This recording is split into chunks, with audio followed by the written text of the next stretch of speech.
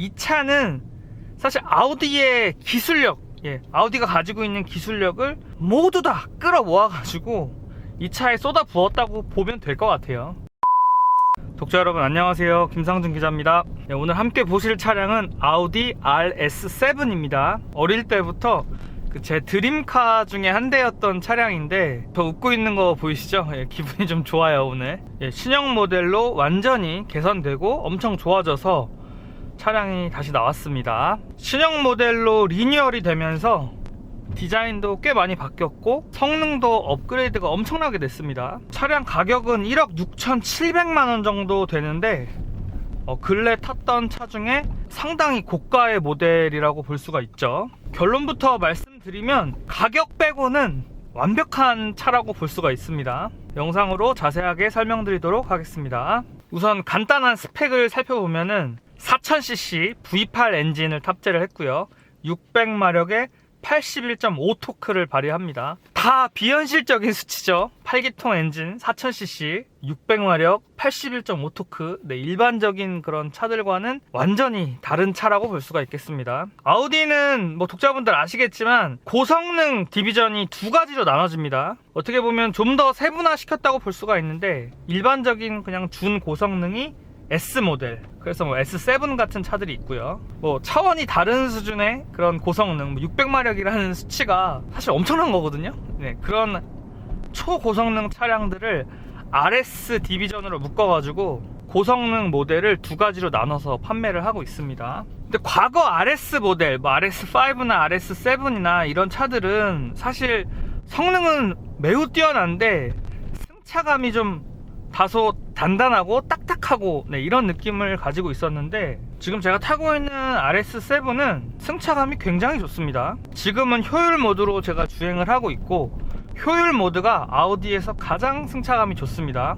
승차감 모드가 따로 있지만 제가 테스트를 해본 결과 아우디는 효율 모드에서 가장 부드러운 승차감을 보여주고 있습니다. 모든 차종이 다 동일하다고 생각이 되고요. 효율 모드에서는 이 차가 5m가 조금 넘는데 그냥 편안한 세단이라고 보시면 돼요. 물론 아주 세단처럼 부들부들하진 않지만 그 이유 중에 하나가 지금 22인치 대형 휠이 탑재가 됐는데, 타이어 사이드 월도 좀 얕고 하다 보니까 승차감을 좋게 하기가 사실 어려웠을 거예요.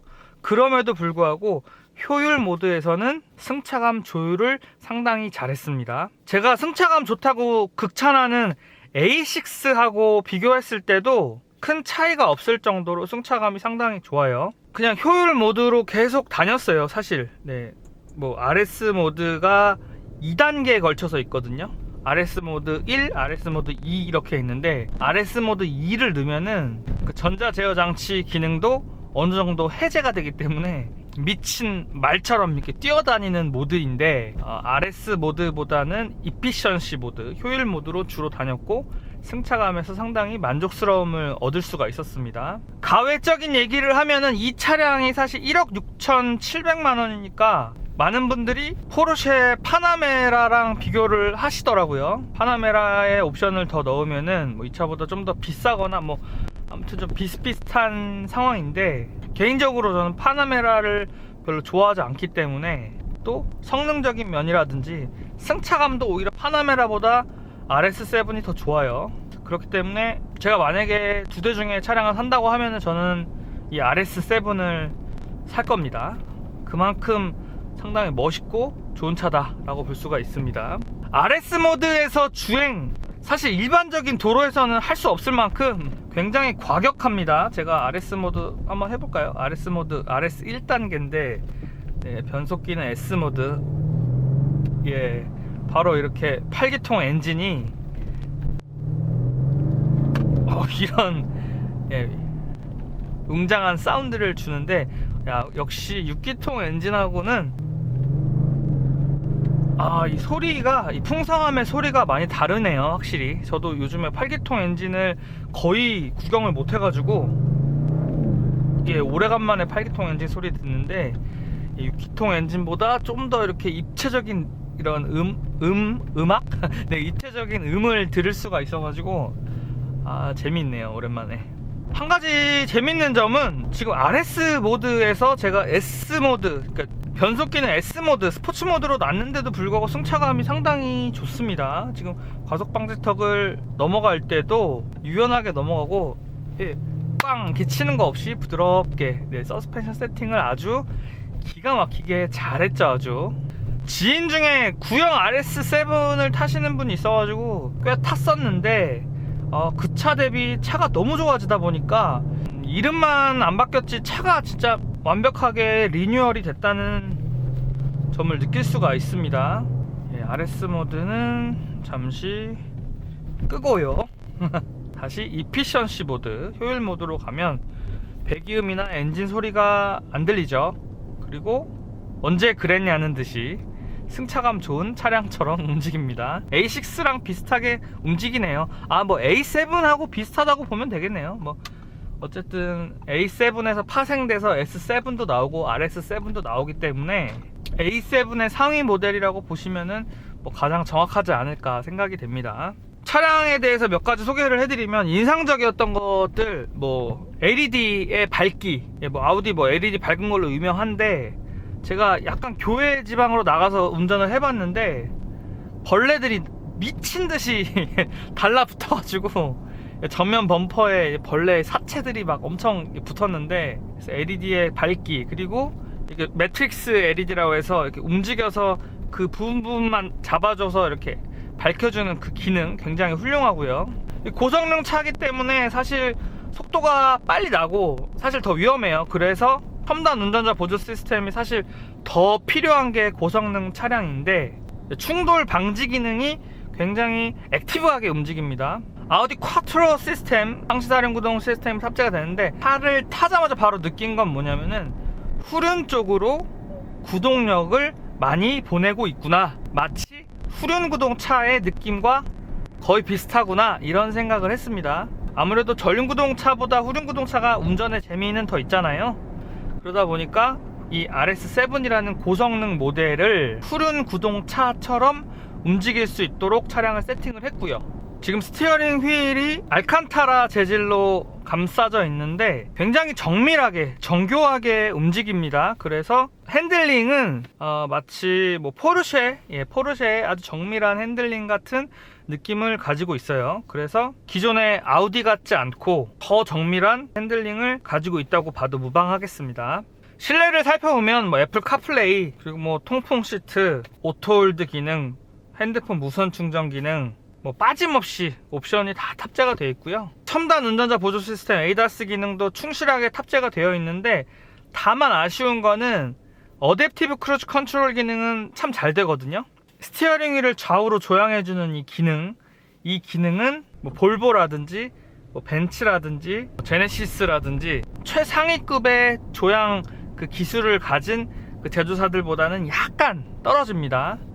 적극적으로 조향을 하지 않고 차선 이탈하는 거를 약간 방지해주는 정도, 네, 이 정도라고 보시면 될 것 같아요. 차량의 연비는 좀 재밌어요. 약간 널뛰기를 하는데, RS 모드, 네, 고성능 모드에서는 연비가 4까지 떨어집니다.